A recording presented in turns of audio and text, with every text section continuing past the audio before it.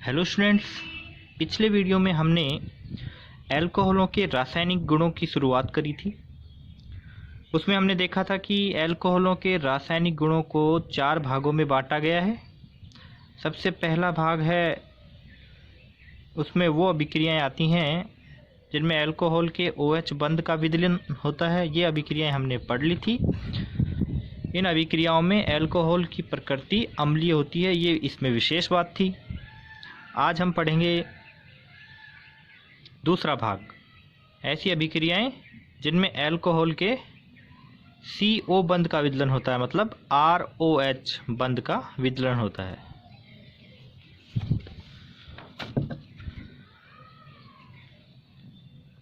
CO बंध के विदलन के कारण अभिक्रियाएं, इसमें ज़्यादातर अभिक्रियाएं आपने पिछले पाठ में पढ़ ली हैं, इसीलिए मैंने वो शॉर्ट में लिखी हैं। आप देखते ही समझ जाओगे कि कौन सी अभिक्रिया है।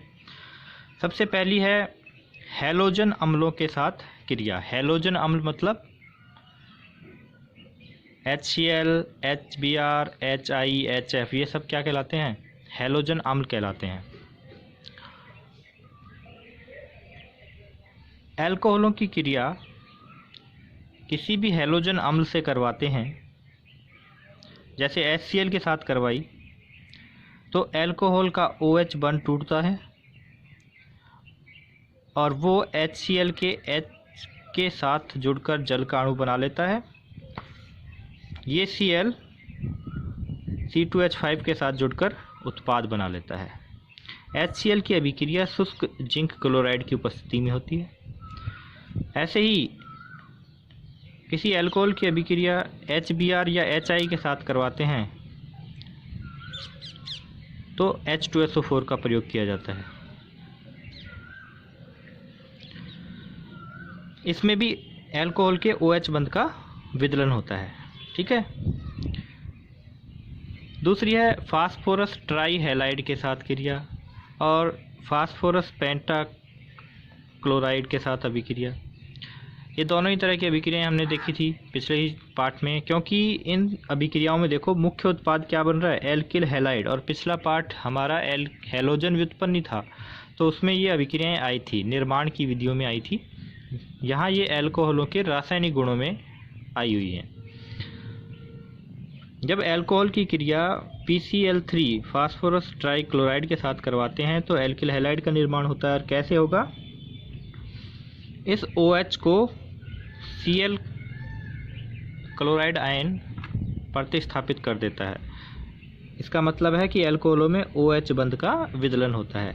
एक चीज़ इसमें मैं बार बार कहता हूँ कि अगर PCl3 के साथ रिएक्शन करवा रहे हैं तो एल्कोहल के कितने अणु काम में लेते हैं? 3 अणु।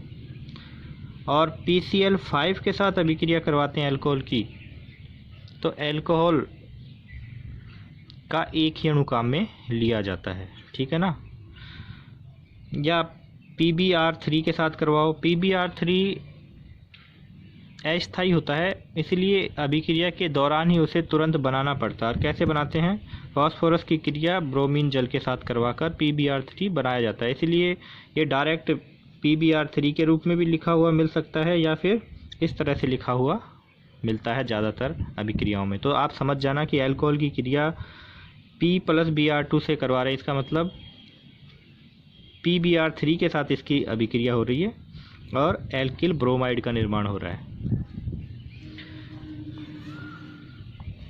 ऐसे ही चौथी अभिक्रिया है थायोनिल क्लोराइड के साथ अभिक्रिया। डार्जन अभिक्रिया है, विशेष रूप से एल्किल क्लोराइड के निर्माण की सबसे उत्तम विधि मानी जाती है। इसमें एल्कोहल की क्रिया थायोनिल क्लोराइड के साथ करवाते हैं तो एल्कोहल का OH Cl से प्रतिस्थापित हो जाता है। बाई प्रोडक्ट के रूप में सल्फर डाइऑक्साइड और HCl गैस का उत्सर्जन होता है। ठीक है। तो ये अभिक्रिया पिछले पार्ट में हमने मोस्ट कही थी और उसी में से ये आती है। पांचवी अभिक्रिया है अमोनिया के साथ क्रिया। एल्कोहल की क्रिया शुष्क जिंक क्लोराइड की उपस्थिति में NH3 अमोनिया से करवाते हैं 573 केल्विन ताप पर तो क्या होता है, अमोनिया का एक NH बंध का विदलन होता है और अल्कोहल में कार्बन और ऑक्सीजन बंध का विदलन होता है। ये जो बंध है ये कौन सा है, कार्बन ऑक्सीजन बंध है। तो मुख्य उत्पाद के रूप में क्या बनता है, एमीन। तो यहाँ पर हमने एथेनॉल लिया है, तो मुख्य उत्पाद क्या बना, एथिल एमीन। OH की जगह पर कौन आ जाता है, NH2 समूह यहाँ इसके साथ जाकर जुड़ जाता है। ये अभिक्रिया आपने 13 के पाठ के जो नोट्स लिख रहे हो उसमें पढ़ी है। इसके बाद है 5वीं अभिक्रिया, दूसरे भाग की 5वीं अभिक्रिया, अपचयन। लाल फास्फोरस तथा HI की उपस्थिति में एल्कोहलों का अपचयन होता है तो एल्केन बनते हैं, यानी कि इसमें भी इस बंध का अपचयन होगा। CO जो बंध है ये, इसका अपचयन होगा। और अपचयन कैसे होगा कि एक हाइड्रोजन इसको मिल जाएगा, एक हाइड्रोजन OH को मिल जाएगा। ये हाइड्रोजन सप्लाई कौन कर रहा है, HI के 2 अणु एक एल्कोहल के अणु के अपचयन के लिए पर्याप्त होते हैं। एक अणु से एक हाइड्रोजन आया, इसको मिला, दूसरे अणु से दूसरा हाइड्रोजन आया, इसको मिला, तो ये तो बन गया C2H5 से क्या बन गया, C2H6 एल्केन यानी कि एथेन। और ये बन गया जल का अणु। जो दोनों आयोडीन बचे वो आपस में जुड़कर क्या बना लेते हैं, I2 का अणु बना लेते हैं। ठीक है, तो जहाँ भी आपको लाल फास्फोरस के साथ HI मिले तो इसका मतलब उस पदार्थ का क्या होगा, अपचयन ही होगा, ये अपचायक पदार्थ हैं। तो ये था दूसरा भाग, ज़्यादातर अभिक्रियाएं पड़ी हुई थी। अब है एल्कोहलों के रासायनिक गुणों में तीसरा भाग, जिसमें एल्कोहल का एल्किल समूह और हाइड्रोक्सी समूह दोनों ही भाग लेते हैं। इसकी मुख्य अभिक्रियाएं हैं, सबसे पहली है निर्जलीकरण। नाम से ही पता चल रहा है, निर्जलीकरण का मतलब है कि जल के अणु का निष्कासन होगा। लेकिन निर्जलीकरण की भी 2 विधियां हैं और दोनों ही बड़ी इम्पोर्टेंट हैं। एग्ज़ाम की दृष्टि से ये घूम फिर के कोई ना कोई क्वेश्चन इनके ऊपर आ ही जाता है। तो निर्जलीकरण की 2 विधियां हैं और इन दोनों विधियों में देखो, पहले समानता देखते हैं कि समानता क्या है। समानता तो ये है कि इसमें जो अभिकारक हैं वो सेम मिलेंगे। अभिकारक कौन मिलेगा, अल्कोहल ही मिलेगा। और उत्प्रेरक भी समान है, सांद्र H2SO4। इसमें भी दूसरी जो विधि है इसमें भी सांद्र H2SO4 है। तो अंतर क्या है, एल्कोहलों के निर्जलीकरण अभिक्रिया के अंदर जो 2 विधियां हैं उनमें मुख्य अंतर है तापमान का। ठीक है, और यही जो अंतर है ये इस निर्जलीकरण अभिक्रिया में अलग अलग उत्पाद बनाने के लिए उत्तरदायी है। तो अब पढ़ते हैं पहली विधि निर्जलीकरण की। इस विधि में एल्कोहल आधिक्य में लेकर इसकी अभिक्रिया 413 केल्विन ताप पर सांद्र H2SO4 से करवाई जाती है। तो किसका निर्माण होता है, ईथर का निर्माण होता है। जबकि दूसरी जो विधि है, इस विधि में एल्कोहल की क्रिया 433 से 443 केल्विन ताप पर, यानी कि अधिक ताप है, इससे अधिक ताप पर आधिक्य में लिए गए सांद्र H2SO4 से करवाते हैं तो एल्कीन का निर्माण होता है। बात समझ में आई कि जब टेम्परेचर 413 या इसके आसपास रहेगा, ज़्यादातर यही मिलता है, तो मुख्य उत्पाद क्या बनता है एल्कोहलों के निर्जलीकरण से, ईथर बनता है। और जब तापमान 433 से 443 के बीच में रहेगा तो मुख्य उत्पाद क्या बनेगा, एथीन बनेगी, या ये कह सकते हैं एल्कीन बनेगी। ठीक है ना। तो पहली विधि को देख लेते हैं, इसकी कैसे क्रियाविधि होती है, निर्जलीकरण कैसे होता है। जब टेम्परेचर 413 है, और इसमें देखो एक मुख्य बात ये भी है कि एल्कोहल आधिक्य में लिया जाता है, उत्प्रेरक की मात्रा कम होती है। और दूसरी विधि में एल्कोहल थोड़ी मात्रा में होता है और लिया गया उत्प्रेरक की मात्रा ज़्यादा होती है, H2SO4 की मात्रा ज़्यादा होती है, लेकिन मुख्य अंतर तापमान का ही माना जाएगा, इसको ध्यान में रखना है। पहली विधि में क्या होता है कि हमने लिया है एथेनॉल। एथेनॉल के दो अणु आपस में क्रिया करते हैं, C2H5OH, और ये है दूसरा अणु एथेनॉल का। ये सांद्र H2SO4 की उपस्थिति तथा 413 केल्विन ताप पर आपस में अभिक्रिया करते हैं और इन दो अणुओं में से एक जल के अणु का निष्कासन होता है। समझ गए? पहली विधि में दो अणुओं से एक जल का अणु बाहर निकलता है, तब जाके उत्पाद बनता है। तो ये C2H5 इस ऑक्सीजन के साथ जुड़ जाएगा, C2H5O C2H5, और किसका निर्माण होगा? ईथर का, और जल का अणु बाहर निकल जाएगा। ठीक है। लेकिन ये जो दूसरी विधि है निर्जलीकरण की, इसमें एथेनॉल का एक ही अणु काम में आता है और उस एक ही अणु से जल के अणु का निष्कासन होता है। ये है एथेनॉल CH3। इस हाइड्रोजन को हमें निकालना है, इसलिए मैंने इसको नीचे अलग से दिखा दिया है। इस कार्बन से जुड़ा हुआ है और इस कार्बन से जुड़ा हुआ है OH। ये है एथेनॉल की संरचना। जब टेम्परेचर 433 से 443 केल्विन के बीच में होता है तो एथेनॉल के या अल्कोहलों के एक ही अणु से जल के अणु का निष्कासन हो जाता है।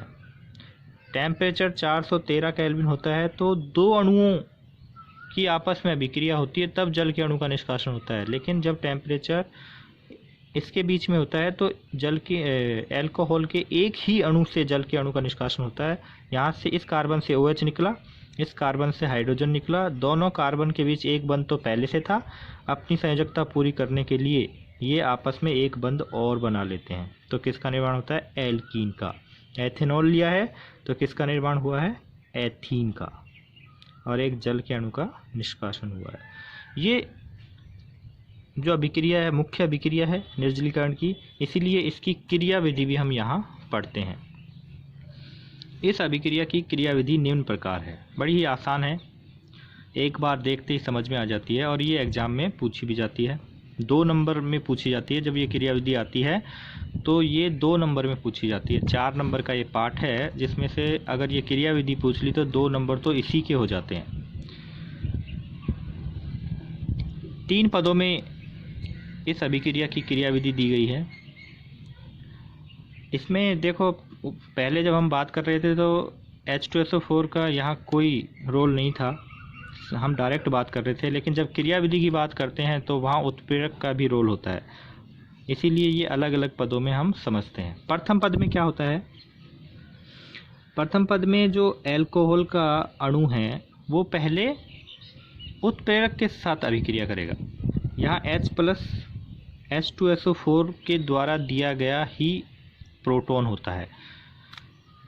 तो एथेनॉल का अणु पहले उत्प्रेरक के साथ अभिक्रिया करता है H2SO4, उससे H+ जो मिलता है उसको ये पकड़ लेता है एथेनॉल। कैसे पकड़ेगा? अपने ऑक्सीजन पे उपस्थित जो लोन पेयर है, लोन पेयर इलेक्ट्रॉनों को वो हाइड्रोजन को दे देता है। लोन पेयर इलेक्ट्रॉनों को हाइड्रोजन को देते ही वो जो H+ है, प्रोटॉन है, वो इस ऑक्सीजन से जुड़ जाता है। ये हाइड्रोजन जुड़ गया ऑक्सीजन से, लेकिन अपने लोन पेयर ऑफ इलेक्ट्रॉन देने की वजह से इस ऑक्सीजन पे कैसा आवेश आ गया है? धनावेश आ गया है। ये जो आयन बना है इसे ऑक्सोनियम आयन बोलते हैं या प्रोटोनित एल्कोहल कहा जाता है। ऑक्सोनियम आयन बोल दो या प्रोटोनित एल्कोहल कहा जाता है। तो दूसरे पद में क्या होगा? यह अस्थायी होता है। तो प्रोटोनित एल्कोहल जल के एक अणु का निष्कासन करके कार्ब धनायन बनाता है। स्थायी होने के लिए ये ऑक्सीजन क्या करता है? ऑक्सीजन अपने धनावेश को ख़त्म करने के लिए क्या करता है? ये जो इसने कार्बन के साथ बंध बना रखा था, इस बंध के दोनों इलेक्ट्रॉनों को छीन लेता है। इन दोनों इलेक्ट्रॉनों को अपने ऊपर ले लेता है, क्योंकि इसने अपने दोनों इलेक्ट्रॉन किसको दिए थे? हाइड्रोजन को दिए थे। हाइड्रोजन को जब इसने पकड़ा उसे तो निकाल नहीं सकता दोबारा, तो ये अपने पीछे वाले बंध के दोनों इलेक्ट्रॉनों को ले लेता है। जैसे ये इलेक्ट्रॉन लिए तो ये तो स्थायी अणु हो गया H2O, लेकिन इस कार्बन के ऊपर कैसा आवेश आ गया, धनावेश आ गया। तो ये दूसरे पद की अभिक्रिया है। ये पद धीमा पद कहलाता है, वेग निर्धारक पद होता है। और तीसरा और अंतिम पद है जिसमें उत्पाद का निर्माण होगा। अब ये कार्बोकैटायन के रूप में बना। अब ये कार्बोकैटायन खुद अपने को स्थायी करने के लिए क्या करता है, अपने पड़ोसी कार्बन से एक हाइड्रोजन का निष्कासन करता है। ये कार्बन अपने एक हाइड्रोजन का या प्रोटॉन का निष्कासन कर देता है। इस बंध के दोनों इलेक्ट्रॉनों को इस कार्बन और इस कार्बन के बीच में डाल देता है। एक बंध तो इनके बीच में पहले से था और एक बंध और बन जाता है। किसका निर्माण होता है, एथीन का निर्माण होता है और प्रोटॉन का निष्कासन हो जाता है। ये प्रोटॉन आया कहाँ से था, उत्प्रेरक से आया था, उत्प्रेरक को वापस मिल जाता है। तो ये 3 पदों में निर्जलीकरण की अभिक्रिया है। जो दूसरा प्रकार था उसकी ये क्रिया विधि है। इसके बाद है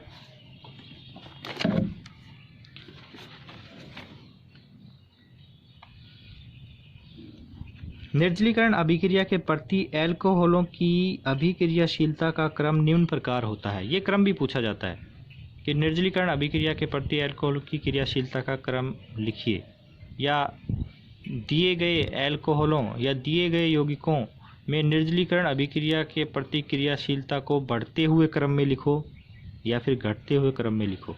तो एक बात अपने दिमाग में बिठा लो कि जो तृतीयक एल्कोहल होता है उनकी जो क्रियाशीलता है निर्जलीकरण अभिक्रिया के प्रति वो सबसे ज़्यादा होती है। अब चाहे बढ़ता क्रम लिखो चाहे घटता क्रम लिखो, वो उसमें कोई दिक्कत नहीं आएगी। ये कौन सा क्रम है, ये घटता हुआ क्रम है। निर्जलीकरण अभिक्रिया के प्रति क्रियाशीलता का घटता हुआ क्रम है। तृतीयक एल्कोहल सबसे ज़्यादा क्रियाशील होते हैं, फिर द्वितीयक एल्कोहल, प्राथमिक एल्कोहल सबसे कम क्रियाशील होते हैं। नोट क्या है, यदि निर्जलीकरण अभिक्रिया द्वारा एक से अधिक प्रकार की एल्कीन बनने की संभावना हो तो वह एल्कीन मुख्य उत्पाद के रूप में बनती है जो सेत्जेफ नियम से प्राप्त होती है। ये तो पिछले पार्ट में डिटेल से पढ़ा था। एक तरह से ये विलोपन अभिक्रिया है और विलोपन अभिक्रियाओं में किसका नियम काम में आता है, सेत्जेफ का नियम। सेत्जेफ का नियम क्या कहता है कि विलोपन अभिक्रियाओं में जब एक से अधिक प्रकार की एल्कीन बनने की संभावना होती है तो वो एल्कीन मुख्य उत्पाद के रूप में बनेगी जिसके द्विबंध के कार्बनों पर ज़्यादा एल्किल प्रतिस्थापी होंगे। द्विबंध के कार्बनों को आप बंद कर दीजिए गोले में और फिर देखिए बाहर कितने एल्किल प्रतिस्थापी बचे हुए हैं। यहाँ हमने द्विबंध के कार्बनों को बंद किया तो एक है ये और एक है ये, 2 हैं। लेकिन यहाँ द्विबंध के कार्बनों को हमने बंद किया तो सिर्फ ये एक ही एल्किल प्रतिस्थापी है। इसका मतलब मुख्य उत्पाद क्या होगा, 2 ब्यूटीन। और ये कैसे बनता है कि इस कार्बन पे तो OH है, यहाँ से तो OH निकलेगा ही और पड़ोसी कार्बन से हाइड्रोजन को निकलना है। अब इस कार्बन के 2 पड़ोसी कार्बन हैं, यदि इस कार्बन से हाइड्रोजन निकला तो यहाँ द्विबंध बना और ये उत्पाद बना, और इस कार्बन से हाइड्रोजन निकला तो यहाँ द्विबंध बनेगा, ये उत्पाद बना। मुख्य उत्पाद सेत्जेफ के नियम से हम बताएंगे, ठीक है। तीसरे भाग की दूसरी अभिक्रिया है विहाइड्रोजनीकरण। नाम से ही पता चल रहा है कि H2 अणु का निष्कासन होगा। एल्कोहल की वाष्प को 573 केल्विन पर तप्त तांबे पर प्रवाहित करने पर अलग अलग उत्पाद बनते हैं। प्राथमिक एल्कोहल से एल्डिहाइड प्राप्त होता है, द्वितीयक एल्कोहल से कीटोन प्राप्त होता है। देखो यह है एथेनॉल। इसमें क्या होगा, एथेनॉल को उच्च ताप पर कॉपर के तार पे से प्रवाहित करेंगे या कॉपर चूर्ण को गर्म करके उस पर से प्रवाहित करेंगे तो क्या होगा, इस एल्कोहल के OH समूह का हाइड्रोजन और जिस कार्बन से ये OH समूह जुड़ा हुआ है एक हाइड्रोजन उससे निष्कासित होगा। देखो ऑक्सीजन का हाइड्रोजन और ऑक्सीजन जिस कार्बन से जुड़ा है उस कार्बन से हाइड्रोजन का निष्कासन होगा। तो ऑक्सीजन की संयोजकता खाली हुई, कार्बन की संयोजकता खाली हुई, कार्बन ऑक्सीजन के बीच में एक बंध तो बना ही हुआ था पहले से, एक बंध और बन जाता है जब यहाँ से H2 अणु का निष्कासन होता है। तो ये क्या बन गया, CH3 तो पहले से था और ये CH2OH समूह, ये क्या है CH2OH समूह किस में बदल गया, CHO में। CHO किसका क्रियात्मक समूह है, एल्डिहाइड का। तो प्राथमिक एल्कोहलों के विहाइड्रोहेलोजनीकरण द्वारा एल्डिहाइडों का निर्माण होता है जिसमें CH2OH समूह CHO में बदल जाता है। ऐसे ही ये है द्वितीयक एल्कोहल, इसमें भी सेम वही प्रक्रिया होगी। ऑक्सीजन का हाइड्रोजन और उसके पड़ोसी कार्बन का हाइड्रोजन निष्कासित होंगे। तो इस पड़ोसी कार्बन पर द्वितीयक एल्कोहलों में एक ही हाइड्रोजन होता है, तो वही हाइड्रोजन निकल गया तो सिर्फ कौन बचे, एक कार्बन बचा, ऑक्सीजन बचा, जिसके बीच में एक बंध तो पहले से था, एक और बन गया। तो ये क्या बन गया, CO समूह बन गया। CO समूह किसका क्रियात्मक समूह है, कीटोनों का। तो द्वितीयक एल्कोहलों के विहाइड्रोहेलोजनीकरण द्वारा कीटोन प्राप्त होते हैं। अब बात करते हैं तृतीयक एल्कोहलों की। तृतीयक एल्कोहलों में OH समूह जिस कार्बन से जुड़ा है उस कार्बन पे हाइड्रोजन तो होता ही नहीं है। तो इसका मतलब अब तृतीयक एल्कोहलों को उच्च ताप पर कॉपर के ऊपर से प्रवाहित करेंगे तो वो उत्पाद नहीं बनेंगे जो पहले बन रहे थे। इसमें से क्या होगा, जिस कार्बन पे OH जुड़ा हुआ है उसके पड़ोसी कार्बन से हाइड्रोजन का निष्कासन होता है, यानी कि विलोपन अभिक्रिया होती है। और किसका निर्माण होता है, एल्कीन का निर्माण होता है। विलोपन अभिक्रिया जैसे ऊपर पड़ी थी सेम वैसे ही होती है, सेट-जेफ के नियम से होती है। लेकिन यहाँ विलोपन अभिक्रिया में उत्प्रेरक के रूप में कौन काम में आ रहा है, कॉपर। और ऊपर जो अभिक्रिया पड़ी थी उसमें H2SO4 काम में आ रहा था और टेम्परेचर की लिमिट थी उसमें 433 से 443 केल्विन के बीच में। जब सांद्र H2SO4 के साथ अभिक्रिया करवाते हैं तो वो तो किसी भी एल्कोहल के लिए थी, प्राथमिक हो, द्वितीयक हो, चाहे तृतीयक हो, एल्कीन का ही निर्माण हो रहा था। लेकिन ये विशेष अभिक्रिया है, यहाँ सिर्फ तृतीयक एल्कोहल ही एल्कीन में परिवर्तित होते हैं जब उनको उच्च ताप पर कॉपर के ऊपर से प्रवाहित किया जाता है। इसीलिए अभिक्रिया इम्पोर्टेंट हो जाती है, क्योंकि हम अपने दिमाग में बिठा लेते हैं विहाइड्रोहेलोजनीकरण, कॉपर को देखते ही, उच्च ताप को देखते ही दिमाग में क्या आता है, विहाइड्रोहेलोजनीकरण नहीं, विहाइड्रोजनीकरण। यहाँ ये देखो गलत लिख दिया हमने, हेलो नहीं आएगा, विहाइड्रोजनीकरण। आप भी इसको करेक्ट कर लेना, विहाइड्रोजनीकरण है, विहाइड्रोहेलोजनीकरण नहीं होता। विहाइड्रोहेलोजनीकरण का मतलब तो क्या है कि एक हाइड्रोजन निकला और एक हेलोजन निकला, अभिक्रिया का नाम है विहाइड्रोजनीकरण। तो यहाँ भी क्या लिखेंगे, विहाइड्रोजनीकरण। यहाँ भी करेक्शन कर लेना, तृतीयक एल्कोहल इस अभिक्रिया में विहाइड्रोजनीकरण न होकर निर्जलीकरण होता है। तृतीयक एल्कोहलों का इस अभिक्रिया में विहाइड्रोजनीकरण न होकर निर्जलीकरण होता है। ठीक है, अब है ऑक्सीकरण। ऑक्सीकरण में तो आप जानते ही हो, एल्कोहलों का ऑक्सीकरण होगा एल्डिहाइड या कीटोन में, एल्डिहाइड या कीटोन का ऑक्सीकरण होगा कार्बोक्सिलिक अम्ल। ये प्रोसेस ध्यान में रखना किस तरह से स्टेप बाय स्टेप ऑक्सीकरण होता है। एल्कोहलों का ऑक्सीकरण, प्राथमिक एल्कोहल है तो उसका ऑक्सीकरण होगा एल्डिहाइड में, एल्डिहाइड का ऑक्सीकरण होगा कार्बोक्सिलिक अम्ल में। और द्वितीयक एल्कोहल है तो उसका ऑक्सीकरण पहले तो होता है कीटोन में और कीटोन का आगे ऑक्सीकरण होता है कार्बोक्सिलिक अम्ल में। ऑक्सीकारक आप कोई भी ले सकते हो, या तो पोटेशियम परमैंगनेट KMnO4 ले सकते हो, K2Cr2O7 पोटेशियम डाइक्रोमेट ले सकते हो, या फिर तनु नाइट्रिक अम्ल का उपयोग कर सकते हो। प्राथमिक एल्कोहल आसानी से ऑक्सीकृत होकर एल्डिहाइड बनाते हैं, जो आगे और ऑक्सीकृत होकर कार्बोक्सिलिक अम्ल में बदल जाते हैं। ये इसकी स्टेप्स हैं। प्राथमिक अल्कोहल है, इसमें CH2OH किस में बदल जाता है, CHO में, और इसका अगर आगे ऑक्सीकरण हम करवा रहे हैं तो फिर ये CHO किस में चेंज हो जाता है, COOH में। द्वितीयक अल्कोहल में जो CHOH है ये CO में बदल जाता है। ये कीटोन आगे आसानी से ऑक्सीकृत नहीं होता, इसलिए आगे हमने नहीं किया, लेकिन अगर हम प्रबल परिस्थितियों में करवाएं तो वो कार्बोक्सिलिक अम्ल में परिवर्तित हो जाता है। ये आगे अगले पार्ट में हम इसकी चर्चा करेंगे जब कीटोनों का ऑक्सीकरण करवाएंगे। तृतीयक अल्कोहल आसानी से ऑक्सीकृत नहीं होते हैं, केवल प्रबल परिस्थितियों में ही ये ऑक्सीकृत होकर कीटोन और कार्बोक्सिलिक अम्ल का मिश्रण देते हैं। तृतीयक अल्कोहल है, प्री डिग्री अल्कोहल है, इसका ऑक्सीकरण करवाया तो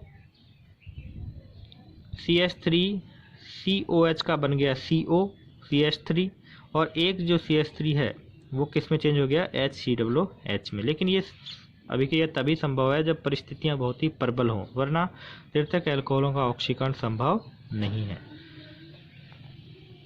इसमें एक बात ये ध्यान में रखने वाली बात है कि इस कार्बन से जो बड़ा एल्किल समूह होता है वो टूटकर अलग होता है। जैसे अगर हम बात करें इसकी CH3 CH2 CH3OH, तो इसमें बड़ा एल्किल समूह ये है, तो ये टूटकर अलग होगा और ये किस में बदल जाएगा, कीटोन में। कैसे, CHOH किस में बदल जाएगा, CO में, CH3 C double bond O CH3, ये तो बन गया, और ये अलग से टूटकर कार्बोक्सिलिक अम्ल में बदल जाता है, जिसमें ये जो CH2 है ये COOH में बदल जाता है, CH3COOH। ये ध्यान में रखने वाली बात थी, लेकिन ये सिर्फ प्रबल परिस्थितियों में ही संभव है। अल्कोहलों के रासायनिक गुणों में आखिरी जो भाग है वो क्या है कि इसमें वो अभिक्रिया आती है जिसमें अल्कोहलों के ऊपर उपस्थित जो एकाकी इलेक्ट्रॉन युग्म है वो भाग लेता है। इस तरह की अभिक्रिया आप पहले भी देख चुके हो। Alcohol lone pair of electrons के कारण, एकाकी इलेक्ट्रॉन युग्म के कारण लुईस क्षार की तरह व्यवहार करते हैं तथा खनिज अम्लों के साथ ऑक्सोनियम लवण बनाते हैं। खनिज अम्ल जैसे HCl हो गया, H2SO4 हो गया, HNO3 हो गया। तो ये हमने मेथनॉल लिया, जब इसकी अभिक्रिया HCl से करवाई तो HCl से निकलने वाला प्रोटॉन H+ इसके पास जाता है, और जब ये अल्कोहल के पास गया तो अल्कोहल का ऑक्सीजन अपने एक लोन पेयर को उस H+ को दे देता है। तो यहाँ देखो क्या हुआ, CH3OH तो पहले से था, एक लोन पेयर को इस हाइड्रोजन को दे दिया, तो ये क्या बन गया, एक बंध बन गया ऑक्सीजन और हाइड्रोजन के बीच। लेकिन इस पूरे समूह पर क्या आ गया, धनावेश आ गया। धनावेश आने की वजह से जो क्लोराइड आयन था ये इसके आसपास ही मंडराता रहता है और एक लवण का निर्माण होता है जिसे क्या बोलते हैं, मेथिल ऑक्सोनियम क्लोराइड। बस इतनी सी बात थी ये, अगर क्लोराइड नहीं जोड़ते हो तो ये ऑक्सोनियम आयन है, और क्लोराइड इसके आसपास जोड़ दिया तो ये एक लवण बन गया जिसका नाम है मेथिल ऑक्सोनियम क्लोराइड। ठीक है, तो ये थी रासायनिक गुण।